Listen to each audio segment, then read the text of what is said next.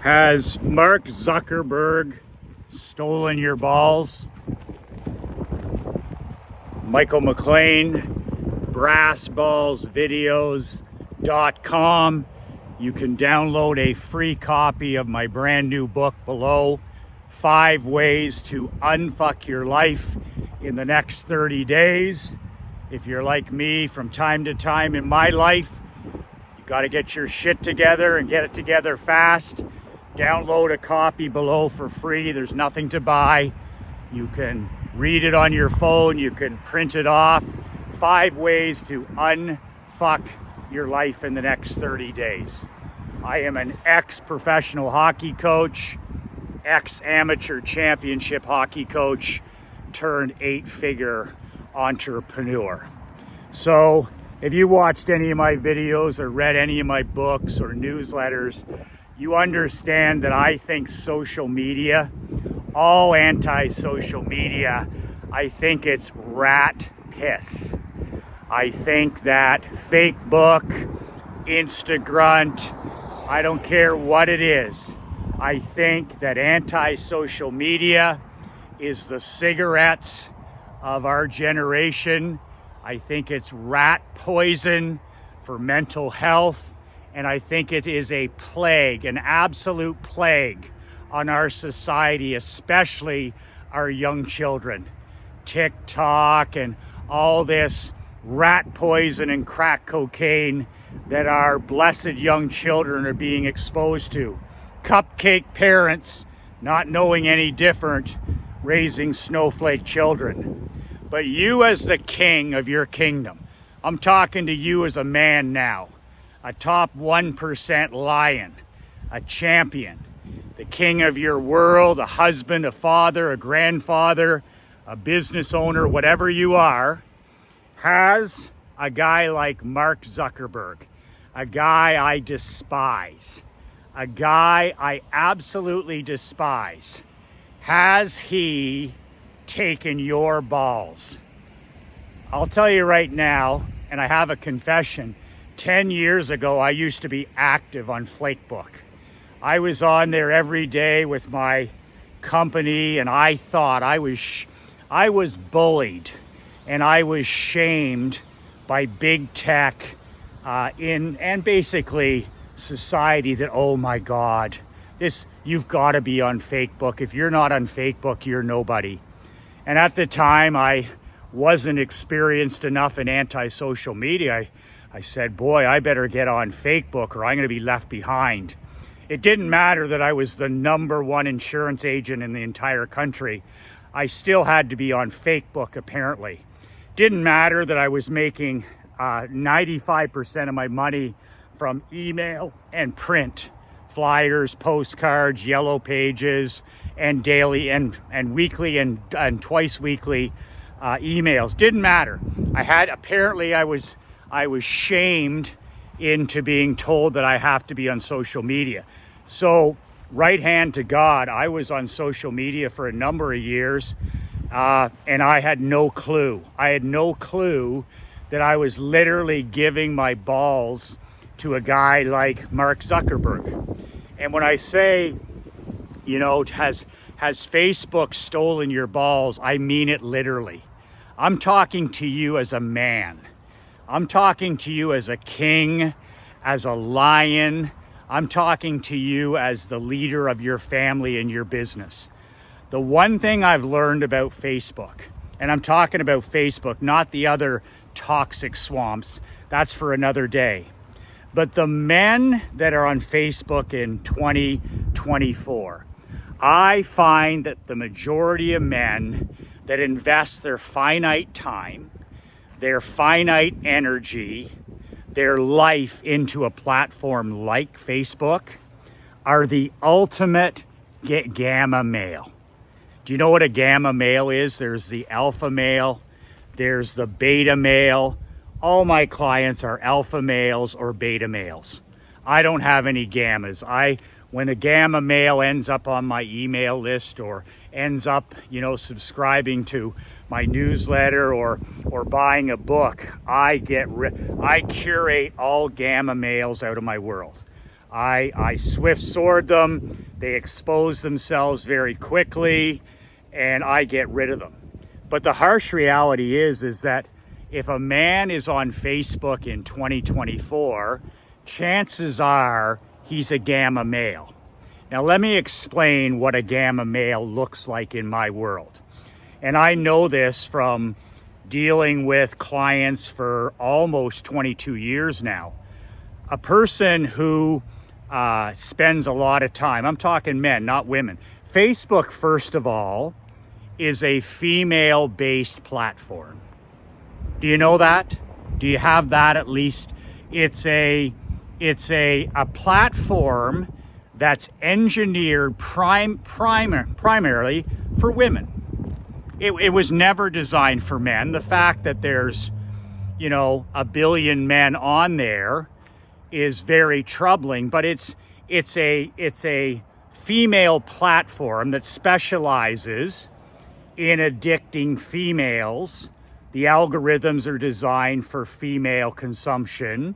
The platform is designed mostly, not entirely, but mostly for women. My wife, Krista, will put family photos there. She talks to her cousins, her aunts, her uncles. She uses it.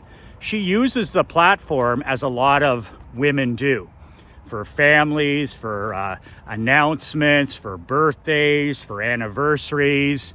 And that's her involvement with that platform. And she loves it. And the difference, though, for a man is, first of all, is Facebook is an estrogen echo chamber. So if a man like you or like me spends hours every day or a few minutes every day, month after month, year after year, you have to understand that you're exposing yourself inside a female echo chamber. Well, what's an echo chamber, Michael? An echo chamber is anything that you're part of. It used to be an athletic locker room. Whatever is being talked about day after day in a locker room, a sports locker room, it becomes part of you. You start to think like your teammates. You start to think like your coaches. It's echoing every day in the locker room. When I was coaching hockey and playing hockey, I was in those echo chambers. Our teammates, we think a lot alike. The coaches preach. They're echo chambers. We believe more and more each day what we see. We become more like each other inside the echo chambers. That's why I filled my hockey teams with high performance people, because then it rubs off, it's contagious, they talk the same, they think the same, they behave the same. And I created these championship locker rooms where the strong just got stronger. The best way to describe it is iron sharpens iron. Iron sharpens iron. And that's a positive echo chamber. And a locker room, as an example, a hockey locker room for men, is a male-dominated, iron sharpens iron locker room. You talk, if there's winning being talked about, more winning is talked about. Fitness and health and all this other stuff, discipline, mental toughness. Well, Facebook for a man is the polar opposite of iron sharpens iron. Because it's a female-based platform, if you're spending time in there, even if it's 5 minutes a day or 10 minutes a day, but you're in there several days a week, it doesn't take long until you start to take on the thinking, the thought patterns, and eventually the behaviors of the people in that echo chamber. And that echo chamber is Fakebook.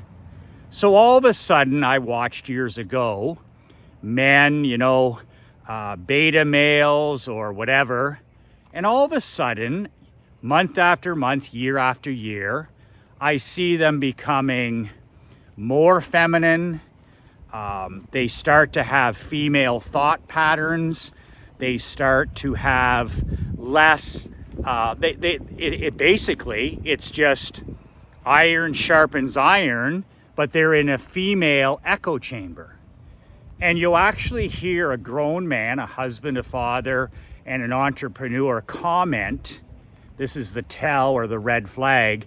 I've seen grown men say things in Facebook like, I could just shriek. And I saw that comment a few years ago and I was like, what kind of a grown man says, I could just shriek? Another guy a few years ago, I noticed a comment on something. Of course, Fakebook is all about making your skin as thin as tissue paper, right? So that you now being politically correct becomes part of your mindset, and being offended becomes national sport for you. You're now offended. You're now about your feelings. You're now ruled by your emotions and your feelings. And I could just shriek, or I could just scream. I read a guy say that one time, and I was like, I gotta go. I could just scream. What kind of a grown man says, I could just scream, or I could just shriek? And then there was one before I left 10 years ago where it was a grown man, and he posted a picture of his morning protein smoothie. Think about that. A man who posts his morning smoothie, that should tell you enough right there. But on top of that, he had men commenting, looks yummy. Looks yummy. I knew right then and there I was gone. What kind of a lion, what kind of a king, what kind of a male champion would say something like, looks yummy?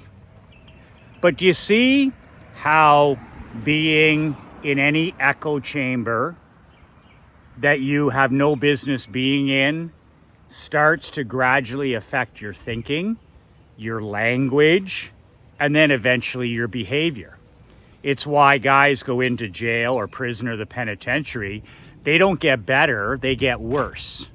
I've gone to school with guys that have done hard time in prisons and penitentiaries. And when they come out after 3 years, 10 years, they're not better, they're worse. It's the power of association. The power of association. It's the most powerful force on earth. Well, when you're in a female echo chamber and you're a female, that's perfectly okay. That's where you should be. That's your platform. But when you're a man and you're haunting a place like Fakebook, which is predominantly a female platform, and then you start to take on the thinking, the language, the emotions, and then the behavior of women energy, I think you have to look in the mirror and say more than, I could scream, looks yummy. So this is what social media really does to a man. And if you're in those platforms, I don't care if it's 5-10 minutes a day. If you say it's 5-10 minutes a day, you're the guy who drinks alcohol, who has 2 drinks a night. Bullshit. Tell your lies to your wife, not to me. So if that happens, it's not long, day after day, week after week, month after month, to a guy like Mark Zuckerberg. He's literally taken your balls. And he keeps them on a jar, a billionaire, in his kitchen. And then you wonder why all of a sudden you're depressed. All of a sudden you're anxious, you're unhappy, you're not content, you're not happy in your marriage, you're not happy with your kids. You become this needy poodle. And when you're needy, when a man is needy, he repels women, he repels money, he repels power, he repels other high performance people, he repels good fortune. And you're like this little wimp, this little cupcake that used to be a real man. And then you continue to spend more time in this female echo chamber called Facebook, where then when you're a victim, that's a place for a man to become a victim, right? You may have been on that platform years ago like I was, and it was cool, to see people's stuff, and it was new and it was exciting. But when I realized that this was not a place that I wanted to be the best version of myself, then you cut the rope like an adult and leave. But when you start to see yourself becoming a needy little bitch, it's time to look at that and say, oh my God, you're starting to compare yourself with other people, everybody's vacation, everybody's car, everybody's clothes, everybody's business, everybody's wife, everybody's kids. They're all better than yours. So you become a needy, whiny victim, a little bitch. And you lose your balls, you lose your masculinity, you lose your mental toughness, and you repel all the people in your life. You wonder why your wife isn't attracted to you anymore, why your kids think that you're a cupcake, and why your employees won't listen to you, and why you don't want to go to the gym, and why you're not sleeping properly, and all this other stuff. You literally become, instead of a winner, you become a whiner. Instead of a champion, you become a chump. And iron sharpens iron. So then, to get over these negative feelings, you spend more time there. You spend more time there trying to get dopamine hits, and you become more needy. You become more of a victim. You become more of a snowflake, and you become more and more manufactured mentally ill, where you're depressed, you're anxious, you're sedating, you're medicating, and then the final nail in the coffin on a platform like an estrogen platform, an estrogen-based platform, is women will do what women should do, and there'll be a man, you'll start to share your difficulties. You'll start to share your feelings, and you'll start to share your problems publicly. Well, I've been really having a hard time lately with this. I've really been having all this victim stuff, right? You're chain smoking your emotions in front of people you don't even know. But here's the final nail in the estrogen echo chamber, is you'll get exactly what every victim, every volunteer wants. You'll get sympathy. And that's normal. That's normal because it's a female-based echo chamber. So the estrogen echo chamber is, you poor dear. Oh, thoughts and prayers. Oh, is there anything we can do? Oh, you need to go see a therapist. It's not your fault. And it just goes on. And then all of a sudden, you're now more of a victim. You're now more depressed. You're now more anxious. You're more stressed. You're more needy. And literally, your balls have been removed. Your balls have been removed, and you're still living in this echo chamber where losing for a man is sympathy, not your fault. It's a tough world out there. I'm so proud that you're sharing your feelings in this platform. You imagine sharing your feelings, not with your wife, not with your kids, sharing your feelings with strangers in a foreign, toxic, rat piss platform, but you're encouraged.